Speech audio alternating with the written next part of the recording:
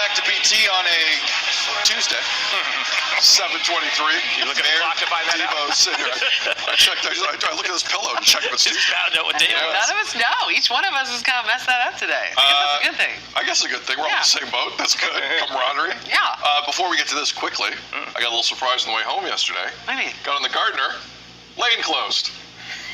Wasn't expecting it on April Fool's Day. April Fool's. With the westbound now mirrors. I thought they let it bleed in the middle of the month. No. What? It's now both directions? Oh, yes. Oh, it is now the full Monty on both sides. Monty, and? How was that? Well, it was a day, there wasn't a ton of people out there yesterday, so true. I don't know how reflective that was. Yeah. We'll see. I'll have a better feeling for it today going home. See how it goes. We'll see. Welcome back to the show. This one's pretty interesting. Restaurant here in the GTA no longer accepting tips. Reducing the cost of a meal and raising staff salaries. Check on all those. Woodhouse Barbecue is the place we're talking about here in North York. Owners wanted to get back to customers who kept businesses going during the pandemic. The restaurant has introduced profit sharing, saying that staff would earn the same salary, if not more. They also redirected their marketing budget towards the staff bonuses. A lot of people, obviously, Mayor, have a lot of opinions when it comes to tipping. If you're not going to tip, though, this is kind of textbook 101 how to handle and treat a staff properly, right? Sure. I mean, up in that, hourly wage, I don't think anybody would have any issue with that, for sure. I mean, the only thing I think about, I know we've talked about on this show in terms of tipping fatigue and, everyone's sort of strapped at the moment, but I got a lot of friends who work in restaurants, and the tipping is sort of part of the appeal. I mean, it's kind of why you work at one place as opposed to another place.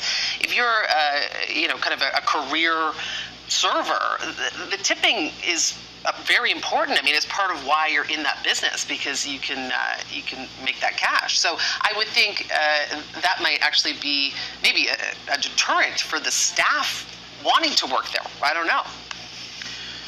Yeah, no, I hear that. Yeah. Sure. For me, I look at a restaurant in the finance district. I want to work there because I feel like, people are writing things off because they can write it off for work or whatever. They might tip a little more. I want to go where it's a hot spot if I'm bartending at night or serving at night.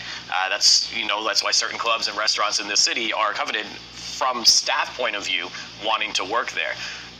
But I also don't mind this. I don't know. I'm torn on this because there is an incentive from the tip to work or provide a better service, right? And now if that's not the case, is the service going to come down? But I think, as responsible employers, they're going to look and say, hey, we're going to make sure everybody's getting paid well, but there needs to be a standard that we're setting when it comes to service and what our customers are going to get. So I kind of like it. Nando's, I know, does that. It's, you go up to the counter, you purchase everything there. You have an option to tip right there, but that's before you've gotten any service. There's a tip jar at the end if you want to drop something that's pooled with everybody. So everyone is encouraged to work hard if you are staff there. So there are different ways of doing it. But if I'm a server, I'm thinking twice. If I think I'm excelling at what I do, I'm thinking twice if I'm going to work there, because I know if I can get more tips because of the kind of quality that I provide. I hear that. Like there's a competitive nature to that 100%. business. 100%. Yeah. But and maybe my bar is different from others. I've rarely come across horrific service in my life in this city. You'll find it. Yeah. It's out there. Yeah. But I think for the most part, I've seen fair to very good. Okay. And considering that's been what I've seen, a lot of servers get treated like hot garbage. Truth. In that industry. If you're going to just be fair right away with your staff like that, I think it's just a very positive thing. I think it's a good thing. Again, yeah, you don't want to pull the competitive nature out of it, because the higher end places are looking for the best people, and that's a good thing. But I like the story.